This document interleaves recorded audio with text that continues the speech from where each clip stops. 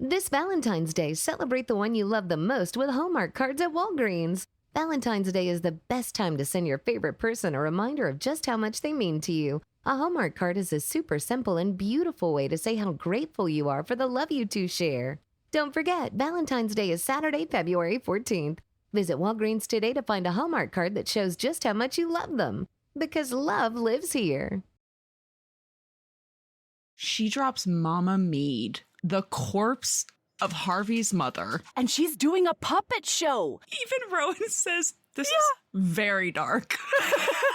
And she's like, oh, Harvey, come right here. Her curved fingers stroke his face before I hook them into the corner of his mouth. Hold on, son. I just want to crawl inside and have a look around.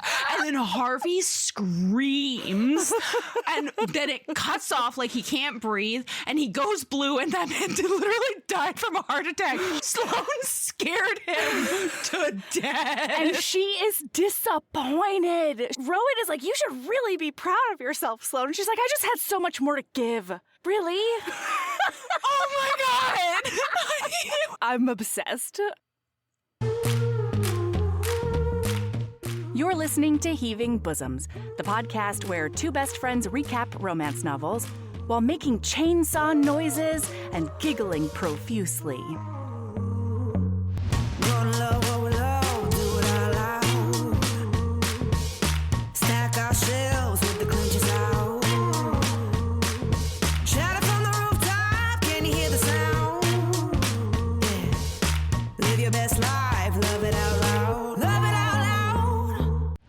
Hey HBs! This week on Patreon and our Apple Podcast subscription, Sabrina is telling us about her dive into the Lorraine Heath back catalog. We're talking 27 or so total books that she read in the first 15 days of January. 16 of them being early LH historicals. Y'all, she's on a tear. That's this Friday, so don't miss it. Okay, when we left you yesterday, these sexy murderers had just had their first kiss in a barn. It was pouring outside, you remember the scene, and they were about to confront a chainsaw-wielding killer. Ooh! That's where we're jumping in.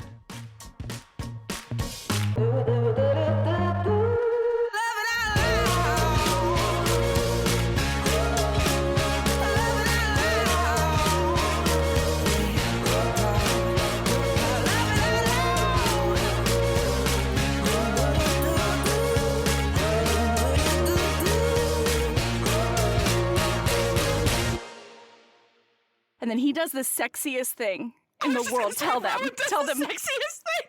Tell them right now. He grabs an axe and walks over to like a hiding spot. And she's like, what are you doing? Yeah. And he rests the handle of the axe on his shoulder and huffs and then winks at her. Yeah. And he says, getting revenge for hurting my girl, of course. Sir. Come on. Put it away. Now is on. Not the time. But also, like, it's definitely the time. Keep coming. Keep It's going. always the time. So then Harvey comes around that corner and Rowan does the smartest thing in the whole wide world. He doesn't go for a lumberjack chop. No. He lets the head of that axe swing down toward the ground and then back up again. It hits the chainsaw, breaks the chain off, and that chain goes straight into Harvey's face. He has no idea where this even came from, right? And he's just like, "Bah!" And then Rowan hits him again, and then he's got him on the ground, and as he's about to like really fuck him up, she's like, stop. Our agreement was that if you get him, I get to take something. And he's like, yep, okay. He just nods. And then she says, but that doesn't mean you can't, keep him busy before I'm back. So she leaves for a hot minute and goes into the house. And then she comes back into the barn. And we don't know. I knew exactly what she was doing, but we don't know on page what she's doing. Sure. And Rowan looks over his shoulder at her and he looks elated. And they're both giggling like little mice with the cat away. And so he moves so that Harvey can't see her. And then all of a sudden... also, When she walks in, he is nailing Harvey's hand to the ground. So it can't move. And so she, all of a sudden, she drops Mama Mead, the corpse of Harvey's mother. And she's doing a puppet show up his body. And she says, "You've been a terribly bad boy, Harvey." I say in my best imitation of an old woman's voice as I continue sliding the corpse toward Harvey's face. Good boys don't chop people up with chainsaws. Mama Mead and Harvey finally come face to face. "I think you deserve to be punished." Oh my God, he's shaking. He is like white as a sheet. He's trying to bat her away. He's going, trying to bat her away. Even Rowan says, this is very dark. And she's like, "Oh, Harvey, come right here." Her curved fingers stroke his face before I hook them into the corner of his mouth. "Hold on, son. I just want to crawl inside and have a look around." And then Harvey screams, and then it cuts off like he can't breathe, and he goes blue, and that man literally died from a heart attack. Sloan scared him to death. And she is disappointed. She's like, "I had so much more in me." She's like, "Wow, you really suck at this, Harvey, huh?" God. And he's like, "But you should," Rowan is like, "You should really be proud of yourself, Sloan." And she's like, "I just had so much more to give." Really? Oh my God. It was so fucking beautiful.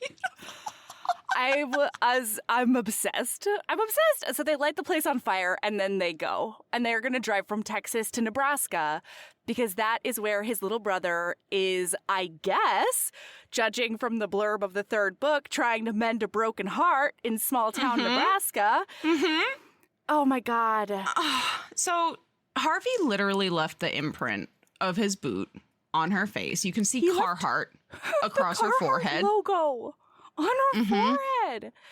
While they're driving, though, he's like, he can't figure out what his emotions are doing because, like, they're all intertwining. Like, fear is fusing with hope, care with control, envy with sadness. It's fucking everything all at once.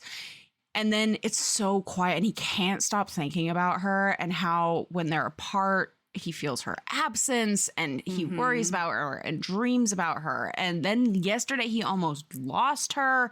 And like killing is what brought them together and neither of them can live without it. But it's not more important than her. He specifically says, "My obsessions push me to a cliff I'm bound to fall over and there might not be an end to the drop once I do." And like he's talking about her as an obsession. And it's like, oh God, and he's taking care of her. But I read it as double-sided, right? Because on the one hand, his obsession with her will lead to a drop that doesn't end with like falling in love, right? But on the other hand, I think he's really grappling with the fact that his obsession with killing, his need to kill, often leads to a devolution, often devolves into like a sort of serial killer madness that gets them caught. And so if she is around him, if he hits that point, or if they hit that point together, if they continue down this obsession road of killing people together, there's a really good chance that he could get her killed or locked up forever.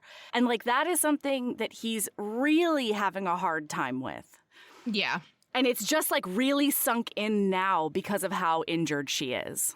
But it's very cute while they're driving because she's covered in a little blankie and he does lay his hand on her thigh over the blanket and he's like, "Oh man, I wonder if like that's too much." And then she tucks her good hand into his and his little heart goes, but. Oh yeah. And he's like, "Not so dead on the inside after all." Oh my like, God. I love them. Oh my God. And then when he's helping her get dressed, though, of important note, listener. Yes, please tell us all. She's, again, not wearing a bra. And he notices it through the bra or she is wearing a bra because she didn't have a shirt. And he got her a shirt from a gas station and he's helping her get into that shirt. And he realizes that there's something in that bra that wasn't there before. And he's like, "Oh my God, her nipples are pierced now." does she have a nipple piercing now? And the answer's yes, my friend. Yeah, so she does. Since, 3 years ago, she's gotten her nipples pierced. And he's like, I'm still sitting here with a raging heart-on, immersed in fantasies of how I'm going to torture her into telling me everything about those nipple piercings. And I'm like, yeah, you are, Rowan. Yeah, you are. So they get to his brother's house and they try to go in and he's like, hello, peckerhead or whatever weird nickname they have for each other. And he gets walloped in the head with a crutch. And this woman he's never seen before, this banshee, he says, is yelling at them, being like, what are you doing here? What do you want? Chunk, chunk, chunk.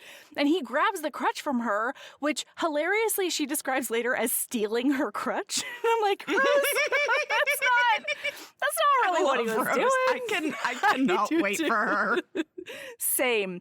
Especially since I think she is the murderer in that book. Because there's got to be a murderer in every book, right? Lachlan's the murderer. I don't know. I only read the first part of the blurb. But Lachlan is the murderer in Leather and He's Lark. literally a killer for hire. That's what his contract killer job is. Mm-hmm. Yeah. I think she's the killer because he's not. We know for a fact that he's not, this doctor. Anyway, so she gets his brother on the phone because poor Sloane is like, hey, can we take it down 3 notches? Because I need medical attention, if that's possible. And Rose is like, did he do that to you? She's like, no, he did not. And she's like, I bet. Yeah, okay, sure. He's really more of a Converse guy. This has Carhartt on it. Right. And so finally they get him on the phone and he demands him to tell them what his childhood nickname was for confirmation of identity. And he's like, no, I will not do that. And Rose is like, okay, cool. I'll just beat the shit out of you. Get out. And then finally he's like, shit flicker. Wait, very importantly, though, when Sloane introduces Rowan, she's like, he's Rowan. He's my boy, a man guy. I'm with here. And Rowan's like, man guy. Real smooth, Blackbird. Super eloquent. Nice work. She's like, stop it. Oh my God. But then, okay, so Shit Flicker is his childhood nickname. And a little bit later, after Rose is fucked off and is doing things, she's like, I really want to know how the Shit Flicker name came to be. Mm-hmm. And he says, Sloane. And she says, was it your own shit you flicked or someone else's regularly? And why? And he says, you're lucky you're injured. Mm-hmm. And she says, oh, yeah? Why is that? Oh, my God, tell us. I drift closer, push into her space. She resists the urge to sink deeper into the cushions as her breath hitches. My hand folds around her throat, one finger at a time, pressing into her skin, her pulse like music beneath my palm. She shivers when my lips graze her earlobe. Because I'd bend you over my knee and spank that perfect ass of yours until it glows. And then do you want to know what I'd do? Yes? Yeah. I'd teach you a lesson about wanting to come so badly you have to beg for it. And once I was sure you'd learned that lesson, I'd teach you about wanting to stop coming so badly you beg for that too.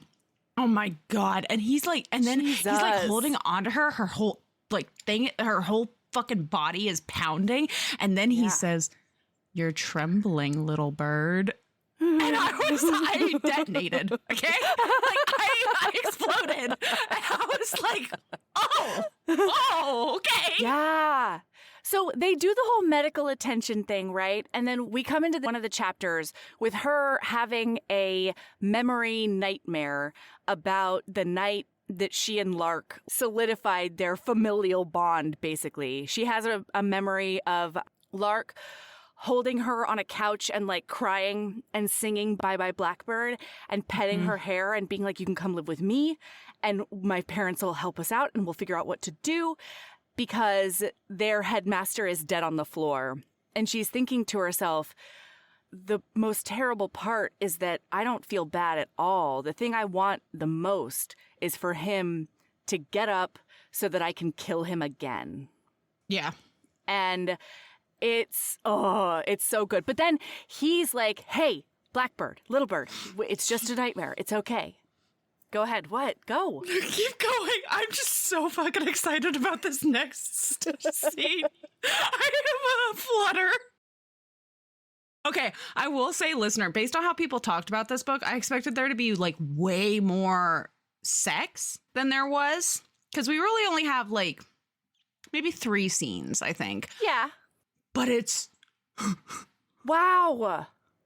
They are majestic and they are vast, is what they are. Yeah. So she wakes up and Roan's there and she feels gross and she's like, I need a bath. And he's like, okay, I'll go get Rose to help you. And she says, no, I want you.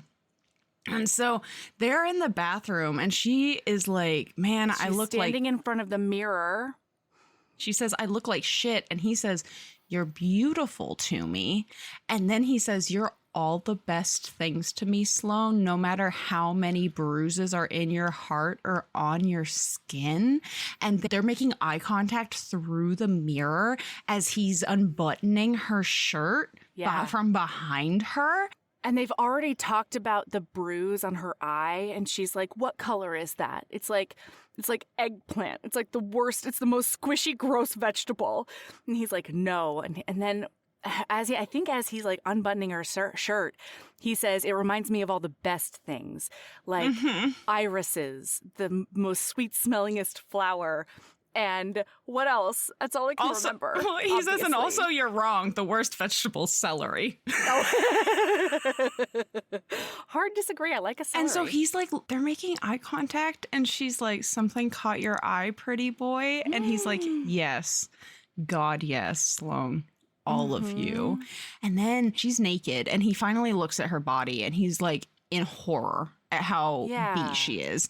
And he's like, okay, also though, he's like, I need you to get in the bath or else I'm going to die. And she's like, she says, would that mean I'd get an extra win? He's like, I'm about ready to forfeit every game, Blackbird. I don't think we need to go to the extreme of killing me off just yet. So he helps her into the bath, but now he's like not making eye contact with her. He refuses to look at her and she can't look at anything but him. And she feels like he's detaching and she can't stand it.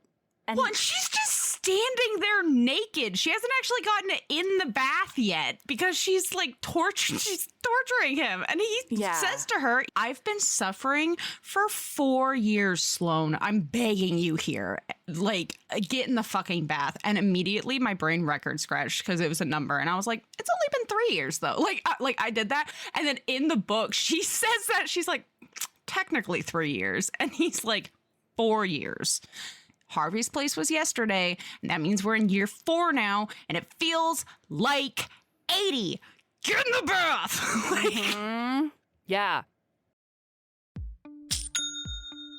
Nobody does selling better than Shopify. Shopify is the home of the #1 checkout on the planet. And the not-so-secret secret, with Shop Pay that boosts conversions up to 50%, meaning way less carts go abandoned and way more sales going through. So if you're into growing your business, your commerce platform better be ready to sell wherever your customers are scrolling or strolling. On the web, in your store, in their feed, and everywhere in between.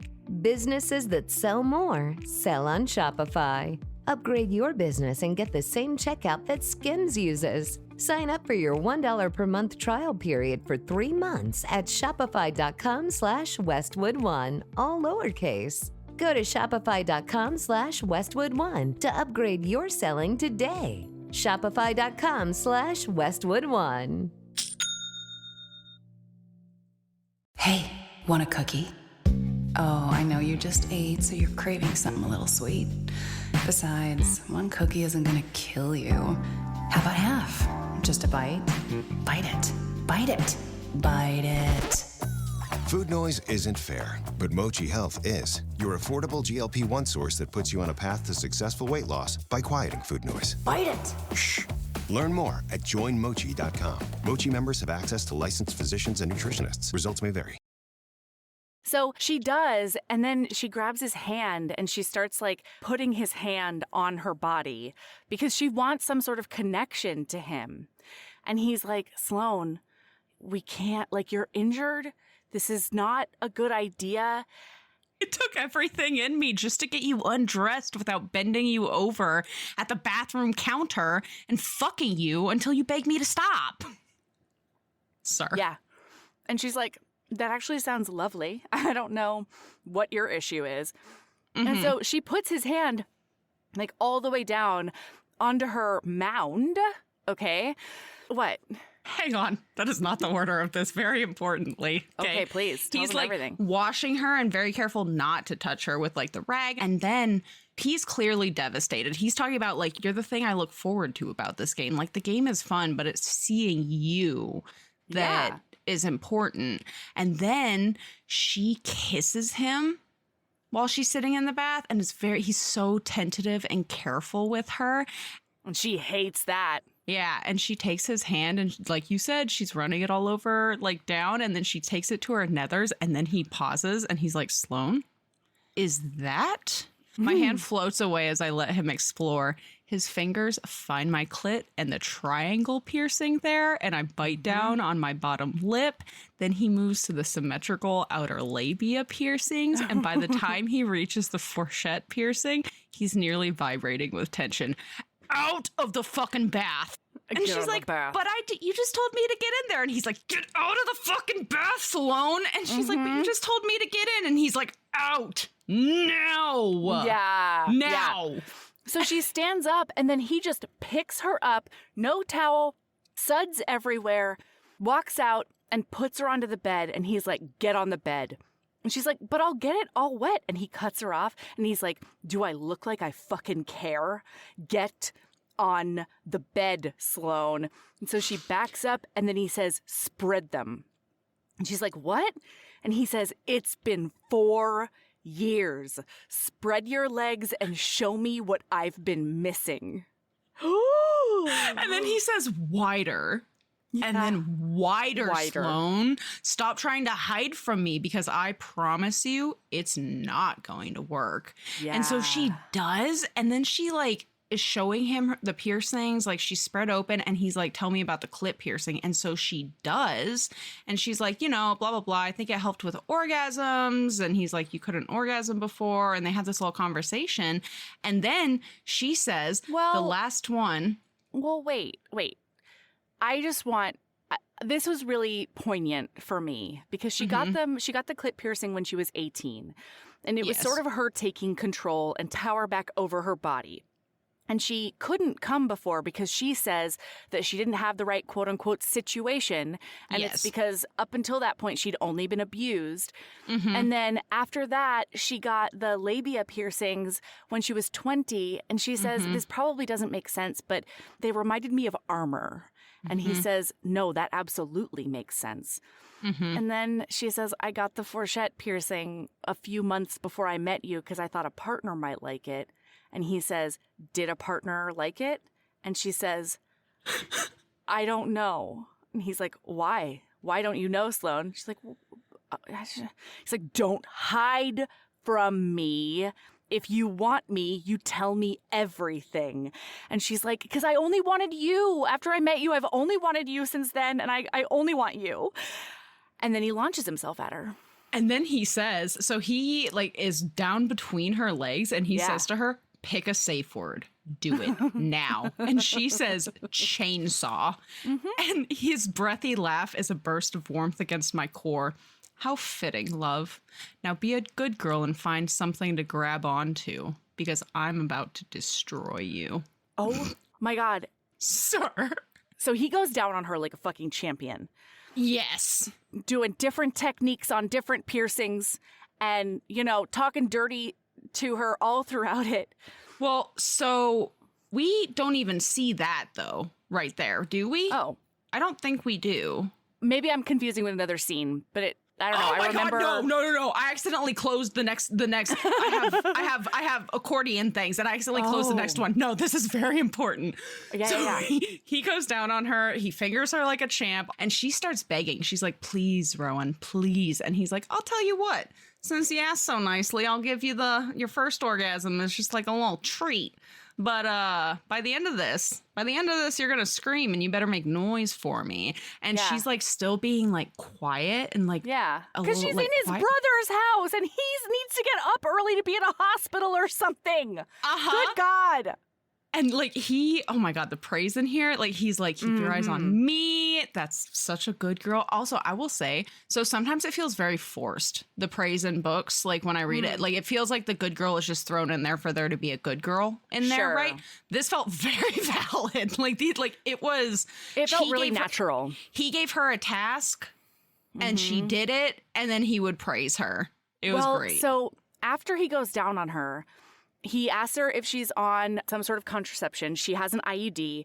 And so then he's like, "You are going to look at me the whole time because both of us are going to remember every single second of this."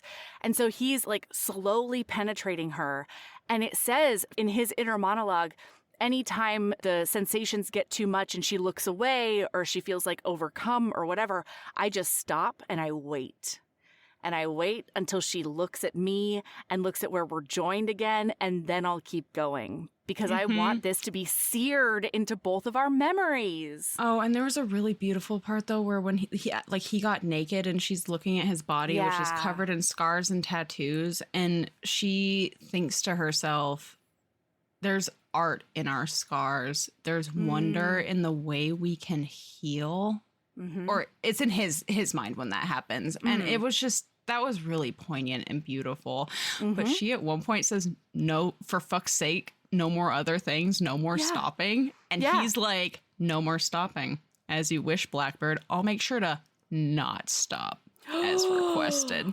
Oh my God. So, the dirty talk in this book is like top notch because he's like, "God damn, Sloane, look at how desperate your cunt is to be ruined so fucking tight. It doesn't want to let me go." Yes. Wait, I think, doesn't it say something? It's either his name or like looking at him, but he says something like, "Because when I ruin you for every other man, I want you to remember that you asked for it." That's what it is. Isn't it like you need to beg me or something? Because when I ruin you for every other man, I want you to remember you asked for it. Oh my God. And like right before he really enters her, he says like, "You better get ready because I'm going to destroy you." Like there is a lot. And she says, "Fuck me, Rowan, please destroy me." Like, and then, oh my God, he says, "She's everywhere in every drop of my blood, in every spark of thought, and I want to fucking destroy her for it, to shatter her just like she's broken me, because she brings me to my fucking knees. I want to ruin her so that she's mine, my beautiful disaster, my wild creature, my goddess of chaos, and I fuck her like that's exactly what I'm going to do." And then, y'all. Now, he says to her that he's not an angel, but this goes past "I'm not an angel." It's the best. He comes in her, okay? Yeah. And then he pulls out and he's thinking to himself like, "Aw, precious baby. She thinks that we're done." Aw. So he pulls out of her. She is dripping both of their cum. And then he goes down on her and she contracts her muscles because it like feels good and it's unexpected. And he fucking collects it up. He on his tongue. Up both of their cum, crawls up her body, and then she opens her mouth, and he says, "Open your mouth," right? He doesn't say anything. What he does is he's resting over her, and he just taps one finger to her lips, like tap, tap, tap, open wide. And then she does, and he spits all of it into her mouth and says, "Swallow." And she does. He spits both of their cum into her mouth. And then he says, "You taste that, Blackbird?" And she's like, "Yes." And he's like, "You know what that is?" And she shakes her head. And he says, "An appetizer." Stop and it. Now it's time for a fucking feast. Sir. Brynn Weaver, Like, I honestly, I have goosebumps right now. Yes. Yeah, okay, but here's the thing. And I don't know if this is everybody, and this might just be a Melody thing, but dude cum just tastes so bad. I would agree, but like these kinds of situations, like this is one of those situations where the act is better than the taste, right? No, like, totally. Yes. So like, yeah, it tastes gross, but like the domination there is like it's wild. So then we zippy zap, right? And they are cock warming. He pulls her to the side and lays on his side, and he's still in her. And he's like, go to sleep, Blackbird, or don't. It's up to you. But I'm going to sleep like a fucking rock with my cock buried in your perfect pussy. And he does. This motherfucker goes to sleep. He just knocks out. And she's like, I thought he would get soft at some point, she thinks to herself. Yes, she does think that. No, I'm saying like, no, you're right. No, he is not. Yeah. And so she finally is like, well, this is unbearable. And so she tries to like, stimulate her clit a little bit. As I touch myself, I think about all of Rowan's fantasies he whispered while he fucked me. Oh my God. About taking me in a public place, about spreading me wide on a table at the restaurant and devouring me. Side note, cha-ching, cha-ching. Yes. About using my toy in my pussy as he fills my ass with cum. Cha-ching, cha-ching, cha-ching, cha-ching. Right now. And then he says, Sloan, seems like you're up to something over there. And she's like, what? No, not even. And then she won't say anything to him. And he says, I told you can't hide. And he says, I think you're thinking about all the things I said and whether they were promises or just fantasies. And she's like, how is he in my brain? Like, this is wonderful, but also scary. And he says, hold on just a minute, because I'm going to show you what they are. He gets up, goes over to her suitcase. As he's walking to her suitcase, she sees his back. And she's like, Rowan, did you?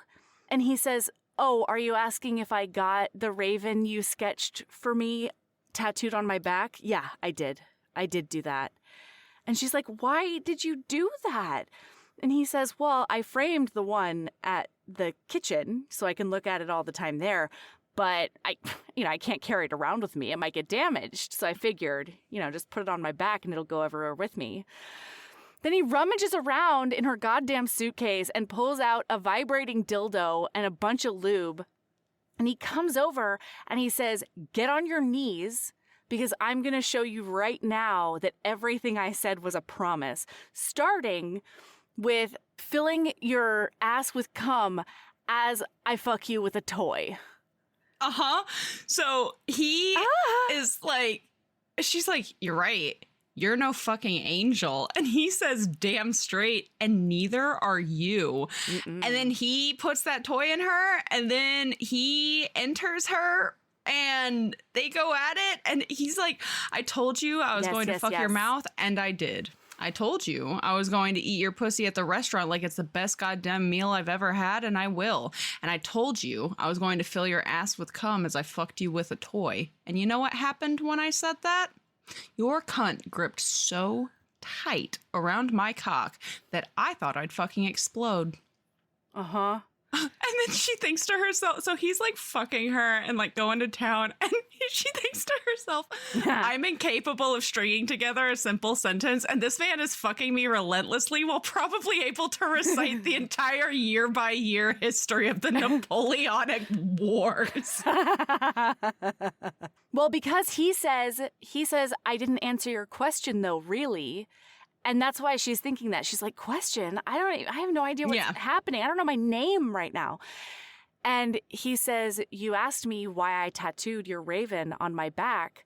Why do you think I did that? And she's like, like me? And he says, like you. And he laughs. And he's like, you think that I tattooed myself with one of your sketches because I like you. You think that I tortured myself for 4 years with this game because I like you? No, Sloan. You are the most willfully obtuse person ever. And then he says, I would kill for you, and I have. I would do it again every damn day. I'd turn myself inside out for you. I would die for you.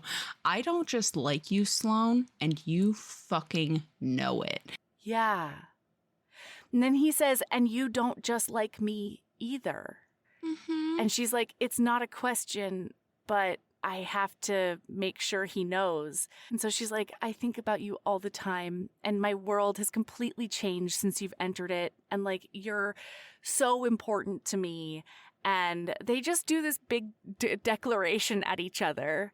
Yeah. And at one point she says, you're braver than me. And he's like, no, Sloan, I'm just more reckless with less sense of self-preservation. So she asks him what he's scared of, and he's like, I'm scared of you destroying me and me destroying you. And she's like, I thought you were going to say something like long distance. But you just went straight for destroy. And he's like, well, all of that other stuff, we can work through that. We just need to talk and do normal stuff. And she's like, we're not really great at normal stuff. And he's like, that's why we're going to practice. It's fine. So the next morning, she wakes up before him, goes out, and she's trying to apologize to everyone. Rose is not having it because she grew up at the literal circus, and so she can sleep through anything. And then the brothers are giving each other shit, and it's adorable. And then he says, I thought I told you no vigorous sports. And not Lachlan. Rowan goes, we weren't playing sports, friendo. We were having sex.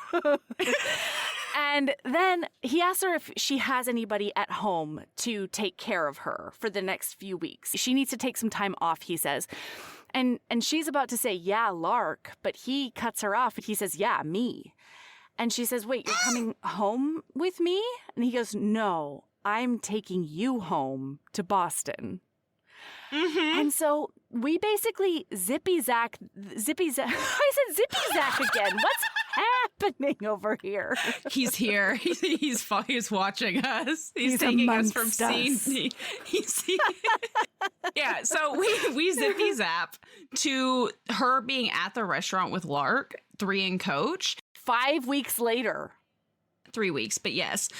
And no, 5. They were home. She spent 2 weeks with him. Right? And then she leaves. She says the 2 weeks I spent with Rowan wasn't enough. And so they decide to move in together. And then she was at home. Oh my God, you just fixed the timeline. I literally have a note that says I'm very confused about the timeline right now. Because I was like, I can't believe he let her go after that for 3 weeks. And the answer is no.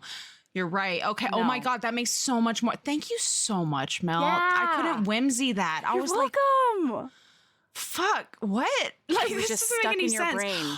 Mm-hmm. But so they're in the house, they're at the restaurant, and we find out that as long as he's known Sloan, there's been a permanent reservation for her at table 12. At her table! There's a little list that says any reservation under the name Sloan Sutherland, a beautiful black-haired woman with hazel eyes and freckles, 5'8", probably alone, shy, looks like she wants to run. Inform Rowan immediately of any reservations under this name or any guests fitting this description. And then in red text, as though it was added at a later date. Immediately, I am not fucking around. And it's underlined 8 times. Oh my God. And he added that right after she came to his restaurant and nobody fucking told him. So Lark is there with her, basically helping her move up and in and everything. And so she says oh my gosh, I can't believe this. My best friend is in love and I get to meet him for the first time. And Sloan is like, I didn't say anything about love. Let's cool it a tiny bit. And she's like, oh, come on. Look, he knows my baby. And she points over and she's like, that's your table. That's exactly the table you would choose. And she's like, holy fuck balls. That's bananas. And so he comes out of the kitchen And he just like throws his arms wide open and he says, Sloane, get in here. And they like meet each other in the middle of the restaurant and he just like holds her face and memorizes her features for a couple of seconds before giving her like a really sweet kiss, just a swift little peck, you know, very polite, appropriate kiss. And then he and Lark have the best lunch together and she's like, I don't have many people, but I have Lark and I have Rowan. And I think they might like each other. Like, it's so nice. Her life is falling together, Sabrina. It's so beautiful. It's the best. So then after lunch, he takes her on a little trip to go see something. He has a job for her. She has to help him with something. And he covers her face with his hands and they go meandering through the city a little bit. And then they get somewhere and he takes it off. And it is a beautiful, unopened restaurant named Butcher and Blackbird. And they go in and it's just gorgeous. There's a lot of description of it. And like, there's so many little touches that like his family, like about his brothers and her and the table that would be her seat and is her seat has wrought iron black raven feathers over it as art and like, And like there's a bunch of art from local artists that has both ravens and it always has some sort of like butcher knife or meat cleaver or something because the whole restaurant is not about her, it's about them. Them! And, like, he's been working on this for like over a year. Like, he's been doing this for a long time, way before they started boning. I have chills up my whole body. I know. And so he says, what do you think? And she's like, and he goes, is this another man guy situation? Like, I really can't wait to see what you come up with. And then she goes, I love you, Rowan. I love you so much. And then he like stops and he's like, I love you, Sloane, so, so, so, so much. And it's the best. And so then they go into the kitchen. And they're cooking together because he needs a little bit of help. But then before dessert, he says, face the counter and pull up your dress.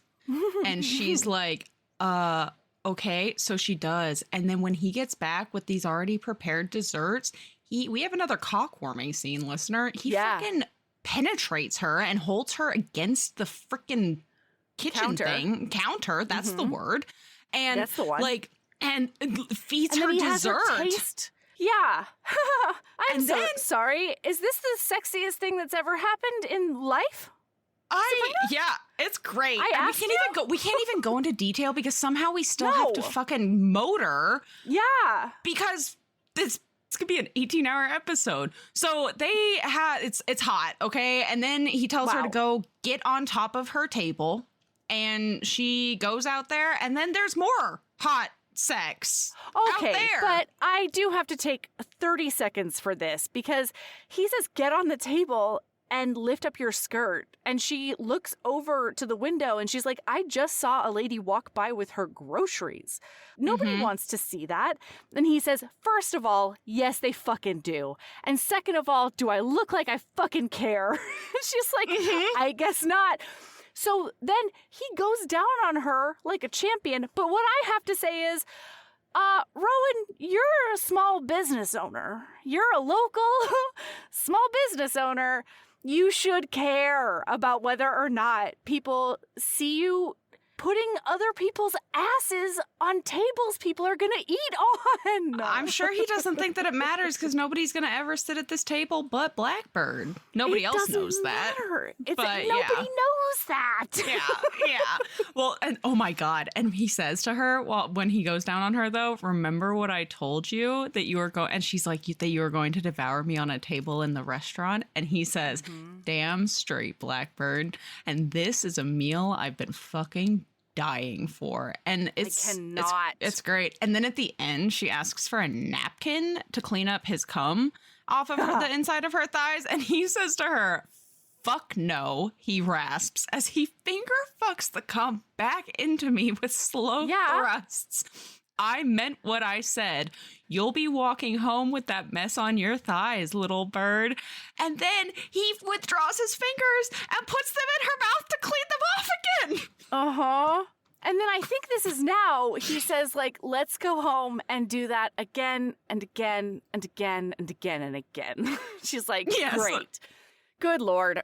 So now we get to see like sort of a montage of their life together for a little while. Yeah. She's working from home at his house. He is still bananas working, 14 hours a day between the two restaurants. Shit is still going sideways at 3 and Coach, and like he doesn't understand why, but he's just trying to deal with it. Like, equipment's blowing up, things are stopping working, like everything's just going wrong. And so finally, it's opening night, and she has a reservation with all of his brothers and like everybody else at their table, but she's late. And he's been thinking to himself, like, his worst fear is him fucking this up and her running away. And so now this anxious boy, he's sitting there and he's like prepping food, and he's like, no, she's never fucking late. Like, she could be in a wreck. There could be something wrong with her. Or you know what? No, I ruined it already. And she like packed up her shit and she went away, and like she's gone now and I'm never going to see her again. She's going to disappear. And they're like, hey, chef, Sloan is here. And it's like, oh, okay, I can relax now. And so when he gets a little bit of time, he goes out to do like a little speech and be like, thanks everybody for coming. And specifically, he raises a toast to my beautiful girlfriend, Sloan. Oh, my God. When I was young, I collected every Lucky Charm I could find. I carried a rabbit's foot around everywhere. Don't ask Fionn where I got it. He'll never shut up. I couldn't understand why those talismans never changed my luck, so I stopped believing. But now I know. I was saving it all up to meet you, Blackbird. Ichigo Ichi-E. Once in a lifetime, y'all. Yeah. Wait, but also, I loved that insertion because this is like one of the most romantic toasts we've ever read, right? But in the middle of it, Brynn Weaver does manage to slip in that he did the psychopathic serial killer thing as a kid. Of killing animals. Of being terrible to animals, yeah. Yeah. Like, oh. It's so cute. It's and so good. It's like the day after, and he brings up the idea of them hunting together now instead of like as a competition, okay? And he's a wreck. Mm-hmm. He's like tired, and he's been on the go for almost a year and a half or whatever. And so he's not making words that are great. He also hasn't productive. had coffee yet. He's not caffeinated, and like, that's a mood, bro. That's tough. That's a big tough. mood. And so she makes a comment about like, well, it's fun to kick your ass though. And he says to her, I can't handle the stress of you possibly getting hurt on top of everything else right now. And she shuts down. She takes that as I'm a burden. Yeah. For good reason. I would have taken it that way too. Yeah. I would have been wrecked with that small comment. That would have been rough. Oh, absolutely. Because she's also like, she just recently moved into his house. This isn't a situation where like he moved out and they got a place together. Like, she has moved into his space. And so it makes sense why she would be a little bit sensitive to stuff like that, especially since like, she feels like she's been trying so hard to create a sense of safety and rest that he has always created for her. But she worries that, like, when he says she's not the stressor, he's just lying to her. And that would make sense, right? Yeah. Because he also says, like, I can barely handle doing the restaurants and, like, coming home and having a life with you, let alone adding on something like competing against you. And then he's like, wait, Blackbird, I did not mean it the way it sounded. And she's like, no, everything's fine. I'm just going to like look at some reviews, and then I'm going to go out for coffee with the girls, and everything is totally fine. I'm going to go shower. And he's like, fuck, stick. Like, he says, feckin' Egypt. And it's the best. So he's like, after your coffee with the girls or whatever, I have to go back to 3 and Coach because something broke after brunch, and so I have to fix that. Again. How about we meet at 4, and then we'll go out and we'll have drinks and we'll chat. Yeah. I didn't Sherlock Holmes this at all. So I did, but I was on the fence. I was shocked didn't know by if this. it was. Well, so we'll get there. So Zippy Zac, he's at 3 and Coach to fix everything, right? And he walks in and David is there weirdly, like shaking and agitated in the corner. And like David doesn't talk. He's rocking back and forth. Yeah. Which like that tracks. So like he does that when he is agitated. And so he doesn't. And he thinks it's because somebody is supposed to drive him home and it's the new guy and the new guy didn't. Yeah, they forgot. And now he's been abandoned here. He puts his arm on David's shoulder and he's like, thank Christ I came back here because I would hate the thought of you spending the night here. Like having to spend the night. That's awful. So you know what? I'm going to go sort out this fan thing. And then once Sloan gets here, we'll make sure to get you home and we'll get you all set. Can I tell you how fucking backwards I was actually? Yes, I thought please. that the new guy who forgot to drive David was the problem. No. Yeah. What? Because, specifically because of the comment of he's been here for only a couple of months and like that's kind of when everything started going shit town. Like I thought it was the new guy and that was going to suddenly become a thing. That would make sense. Yeah. I thought it was either going to be the doctor they've thought about killing all book. I thought he was a possibility too. Or David. I was like, I don't trust this David. I don't know about him. So I was still on the fence, but I'll tell you I'll tell you when I figured out it was David. Oh, please. I'm so excited. So as he's coming out of like, you know, the fan room or whatever, he feels a gun on the center of his forehead and it says, "The Butcher of Boston. I've waited so long for this moment. And your little orb weaver is on her way too." And he says, as much as I love the idea of spending time all together, I really want some one-on-one time with you. And so you are going to get rid of her or I will kill you in front of her and I will love I will kill her. Yeah, that's what kill I her said. in front of you. You said him in front of her. I will kill her in front of you. Yeah. And I will love making you watch. Big backwards. No. Bad idea. Yeah. By the way, I still have no idea. Yeah. Well, yeah, we've never heard David's voice. Doesn't matter. He's never spoken at all. And why would I not assume it's him? There's no comment about how worried he is about David in the corner or anything like that. No idea. So That's true. we Zippy Zac to Sloane's POV. This chapter is called Keys.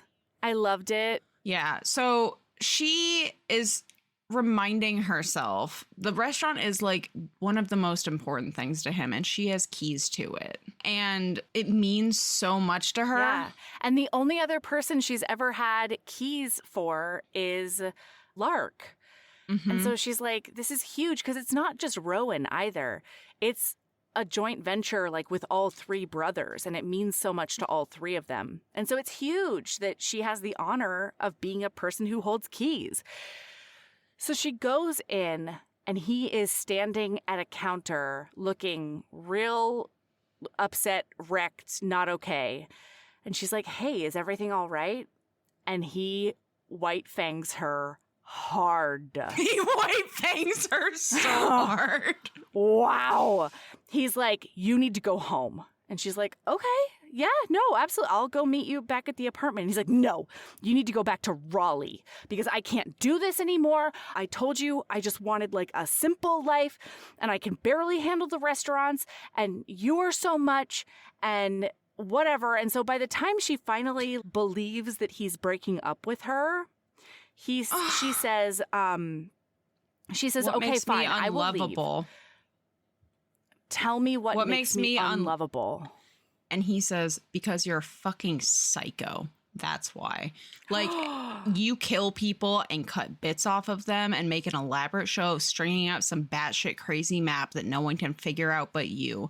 Then you gouge out their fucking eyes and make them into decorations. I know I'm no fucking saint, but that shit is next level insane.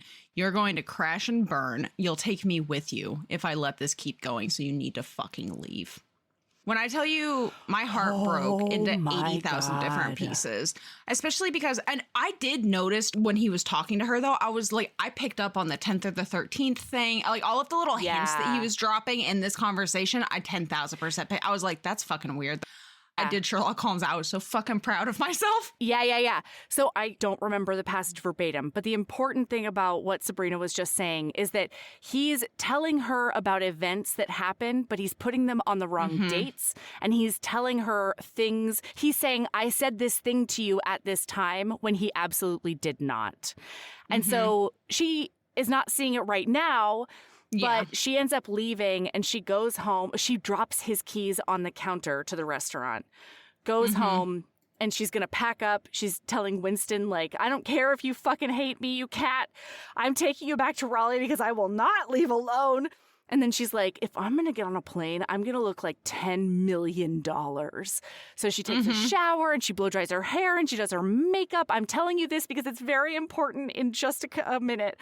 And then she gets on the phone with Lark and tells her about it. And as Lark is talking it through with her, it makes her reflect more closely on the conversation. And she's finally like, wait a second, that doesn't make any sense. What? Very importantly, we found out way earlier in the book that like a little fucking creepy stalker, she installed a secret camera in the fucking kitchen at 3 and Coach. This was, oh my God, yes. It was when Lark and she were at 3 and Coach about to have their first lunch with Rowan. And that's when she says, I didn't say anything about love. And Lark looks at her and says, babe, you installed a secret camera in his kitchen. And she goes, that's not love, that's stalking. And she's like, close enough. That's how we found out, which is just fucking chef's kiss. It's also like on brand, right? Oh, yeah. It's so good.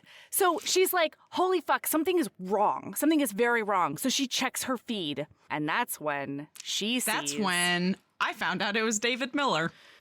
Because she says out loud, she hangs up on Lark and she calls Lachlan. And she's like, you have the 12 blocks it takes me to run to get me everything you can on David Miller. And actually, honestly, Mel, even then I was like, who the fuck is David Miller? This is David Miller. He was so... I was like, man, was that the doctor's name? And I just totally forgot. And then literally one paragraph later on the next page, we see David, lobotomy David, right? Lobotomy David. And I was like, dishwasher David. Oh my God. It's dishwasher Dave. That's the killer. Yeah. I was like, that's when I got it. It was when it was stated on page. Because now he's like speaking flawlessly. There's nothing wrong with this man other than he's also a serial killer. He's the slasher of Fort Lauderdale or something. So he is literally, this had me gagging. He is literally filleting the skin off of Rowan. He has him tied up in a chair and is like rubbing it over his face, like taste yourself. And then he's eating it raw.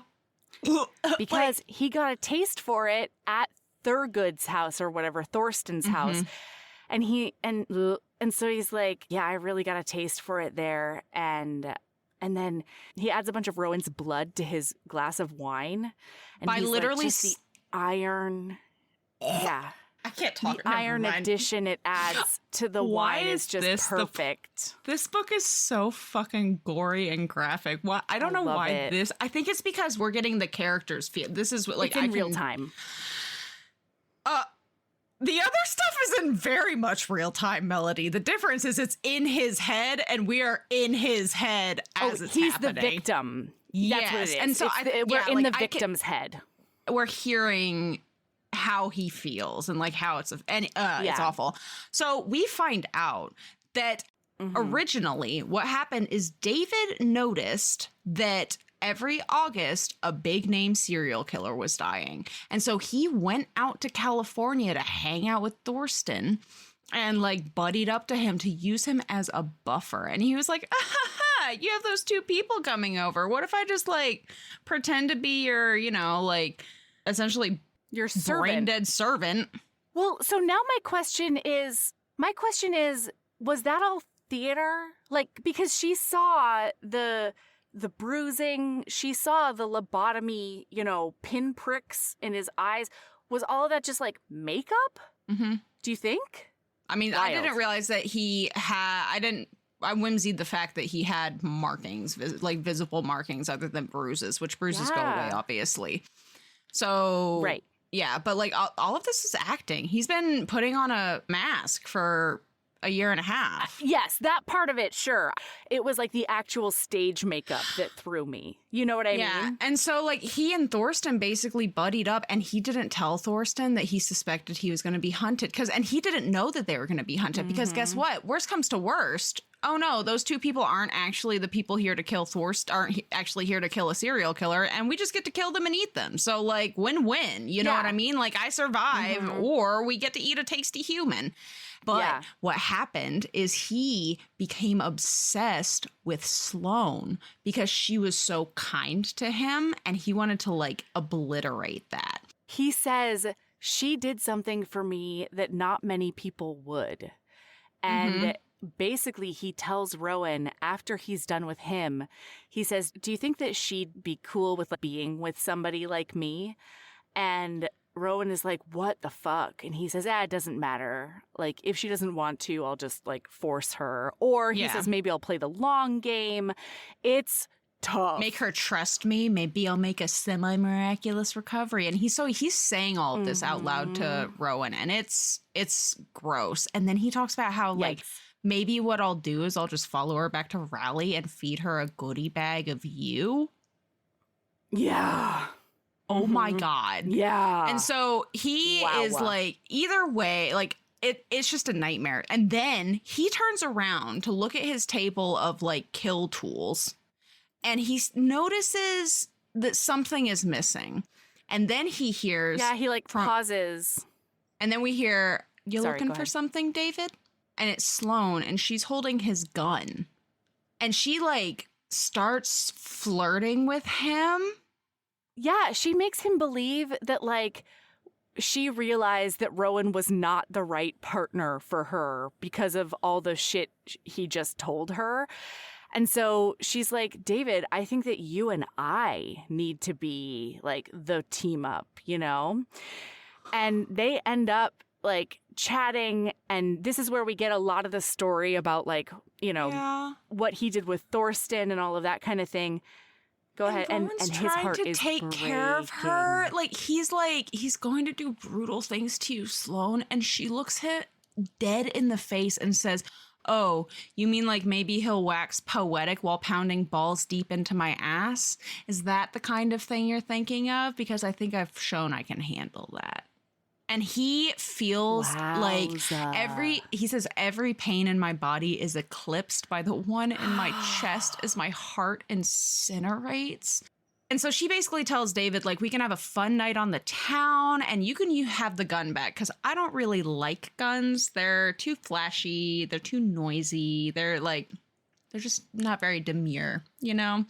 And then he goes to grab the gun, and she knocks his feet out from under him and has her scalpel out, and it hits him like just below the Adam's apple. And as he falls, it slices all the way up to his chin. And she holds him there and looks at him. And she says, I don't really like guns. I said that. And then she pulls it out and stabs him in the eye with her scalpel and lets him fall. Yeah. And then Rowan's trying to talk to her, and she calls Lachlan to be like, hey, you can send the people to like do the cleanup. I don't need the reinforcements. I got this shit. And he says, thank you for looking after my brother, Sloane. And she says, log out of my video feed. I don't want you to watch in case I change my mind and kill him myself. And Lachlan's That's right. Do me a favor and just give him a Cool big beans. sloppy kiss instead. Yeah. So she unties him, and he's like, Sloane, are you okay? He's trying to figure out, and she's like, are you okay? Jesus. And she's so mad at him still, and she's so hurt. And he just like wants to make it better. He doesn't know what to say or do.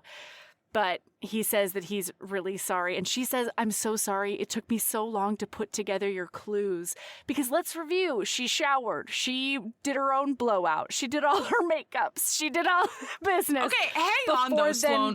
You want to know what is better? That is better than you decided to get Hot Mess Express on a plane. Can you imagine if she'd realized this on the plane? Because, like, she could have just walked to an airport and bought a ticket, you know? Oh, yeah. And then he tells her, you have never been unlovable. You were just waiting for someone who will love you for who you are. And I will do that if you'll let me. It's the best.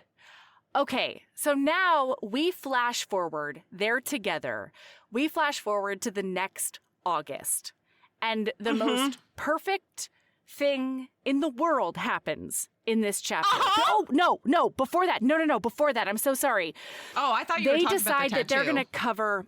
No, they decide that he's going to cover the scars on his forearm with a tattoo. And so he doesn't know what he's getting because Sloan has designed it and then, like, worked with the tattoo artist to, like, make it perfectly fit to his arm. And so they do this whole tattoo. She blindfolds him for it because she doesn't trust him not to look.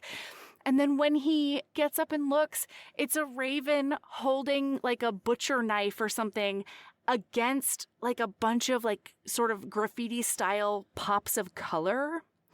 And he looks at her and he says, he's like, color, Sloan? And she's like, yeah, I guess you just bring it out of me. And it's like the most special thing in the whole wide world because she hasn't used color in her art since she was abused. So I have a question, Mel. Blackbird. Okay. Perfectly good nickname. Perfectly cute pet name. It's wonderful. It's adorable, right? She Butcher regularly Is that what calls him Butcher as a nickname pet name. And I'm like, that feels a little long. I mean, he named an entire restaurant and like openly tells people that it's about them. I know. They're bad serial killers is what I'm saying, I guess. They're really bad at this. So bad at being serial killers. I'm just so glad that Brynn Weaver's cops are even worse, you know? Yeah. That's what I'm excited about. Yeah. In this universe, like, they're just... Yeah. Not that like the serial killer arrest rate is like that high in reality. You know what I mean? Like... Totally. But it's better than this universe, I think. Yeah, for sure. So now we zippy zap to the next August, and they are in the middle of a joint kill. They kill that doctor that they've been talking about the whole book. She's upped her game in the topographical map section of her crime. She's using color. That she hand dyes herself, which has to be covered in so much DNA. I just can't. Anyway, she hand dyes these strings herself. And so each layer of the thing is like different colors blended together. And he's like, oh, the FBI's, it's going to be even harder for them to figure out it's a map. And she's like, oh, you'd think it'd be easier. And then he says, they're going to be so confused, though, because you're not devolving, you're evolving. Mm-hmm. And like, this is crazy, but the one thing that, like, just continues to be the same. God, Sloan, look at that left eye. Ugh. And she's like, no, hang on. He doesn't even say, look at the left eye. She knows exactly what he's talking, because she looks at the body, and she's like, no. Oh. And he's like, he just, like, raises his eyebrows, and he's like, And she's like, it is not gougy. And he's like, it's a little gougy still.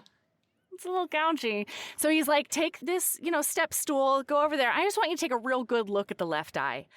So she looks in and she's like, what the fuck is this? And pulls out like a small saran wrapped package from the eye.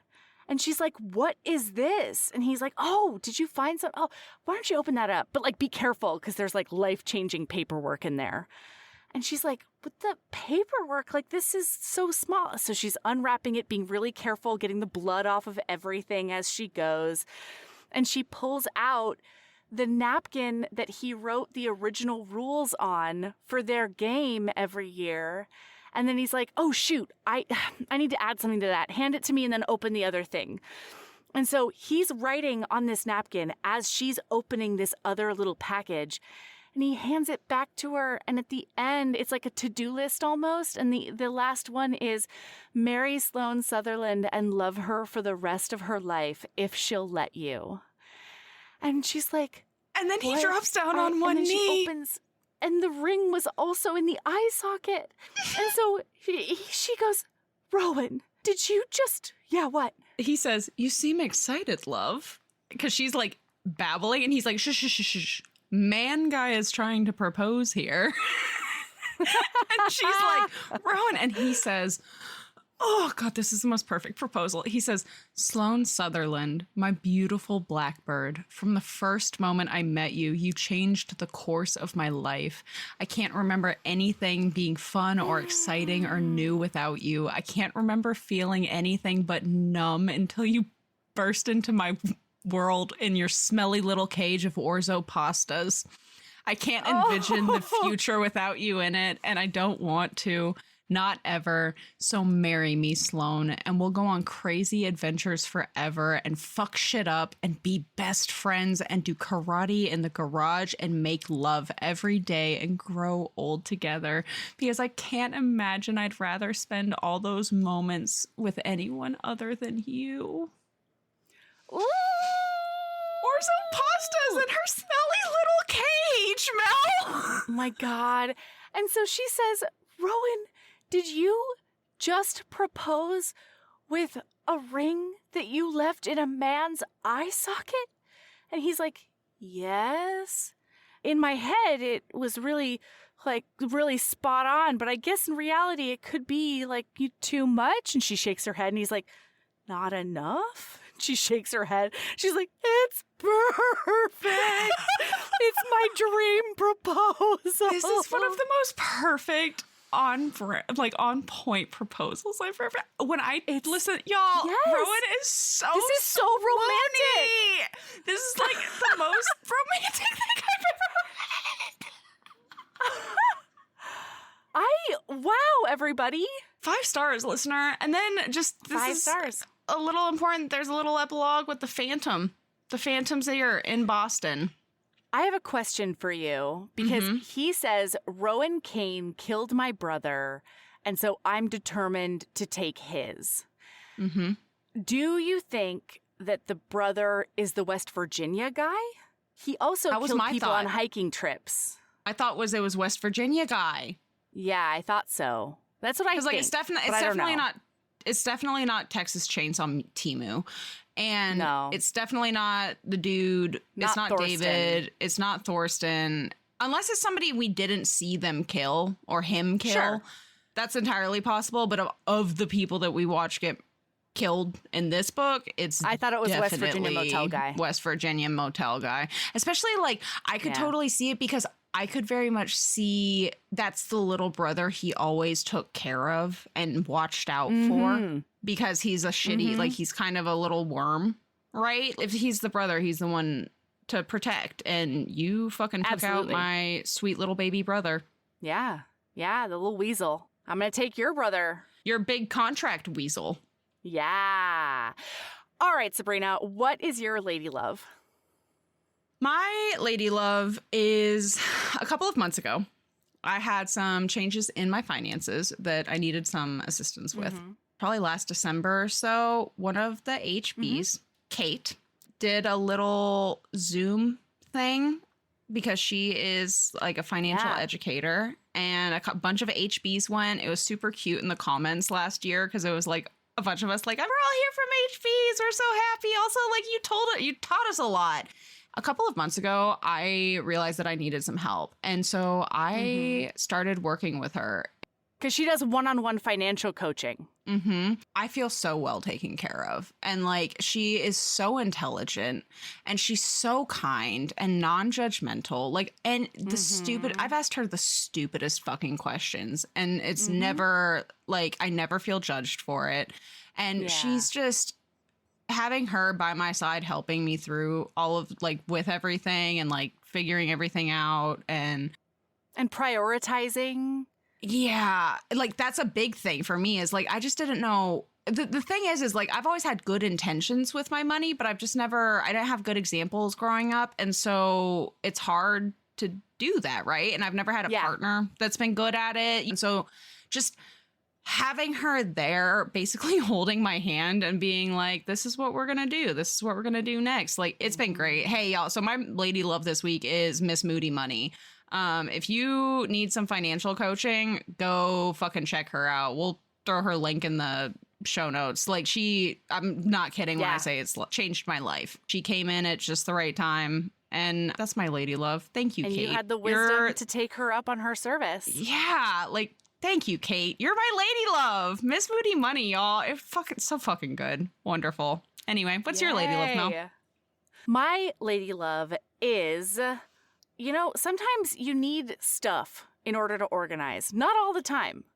But we built this garage, and very quickly, because of like some different things, it's gotten to the point that we can't quite park in it, just because like there are bikes, there's a wheelbarrow, there's like all the business, right? And so I finally bit the bullet, and I've got a bike rack coming in that I'm gonna be able to put the bikes on the wall. And I got a shelf with like 4 big giant bin things so that I can actually organize tools and stuff and put them on a shelf. And I'm just very excited about it because I need to park in that fucking garage that we spent money building. So that is exciting. But if you park in there, you can't roller skate in there anymore. I know, but I'm not doing that enough either. So fair. I'm not even taking advantage that way because there really is so much stuff. There's like an outdoor sofa in there for some goddamn reason. Like it's a mess. So sometimes you really, if you need a shelf, bite the bullet and get the fucking shelf. You got to do it. If you want bikes on the wall, you got to get a thing that puts those bikes on the wall. Is what I'm saying. I want pictures. So that sounds amazing. I can't wait to see your final, finished, organized product. I'm stoked about it. I'm such a slut for organization stuff, like organization tools. Oh, it's so good. Yeah. I've already got 1 bin, and it's all fertilizers and seed starting equipment. Ooh, boy. Do you just while you're like, everybody's excited about it. Stay out of the garage. That's where my porn is. Like, yeah. Quote Melody Carlisle. All right, listener. Yes. Keep being a badass and love yourself as much as you love orzo pasta. Ooh, those orzos, those little marching orzos. Ooh. All right, bye. Mel, I just need you to know, I've been holding on to that since the I was like, I know exactly what the keep being a badass and love yourself as much as you love it. I know it, and I'm not going to forget it. Genius. I'm not going to. I was like, it's got to be orzo pasta. All right. Bye. All right, bye.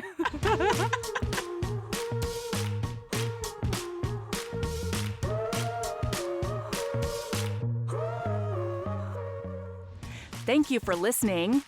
Next week, we'll be back with our re-release of It Had to Be You by Susan Elizabeth Phillips. I don't know if you remember, but we hated it so hard. Heaving Bosoms is produced by us, Melody Carlisle and Sabrina Bradley. Editing is done by me, Melody Carlisle. Our theme music is by the incredible singer-songwriter Brittany Fonts, and our art is by the ultra-talented author Kate Pryor. She has a release that just came out. It's called Mated to My Ex, and it is a second chance divorced werewolf romance that I'm so excited about.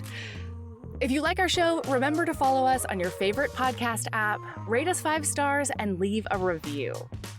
If you want to get in touch about advertising or anything else, you can email us at heavingbosomespodcast@gmail.com. And if you want more of us, visit patreon.com/heavingbosomspodcast. You can also find us on Instagram at Heaving Bosoms, on TikTok at Heaving_Bosoms, and in our Facebook group, the Heaving Bosoms Geriatric Friendship Cult. See you next week.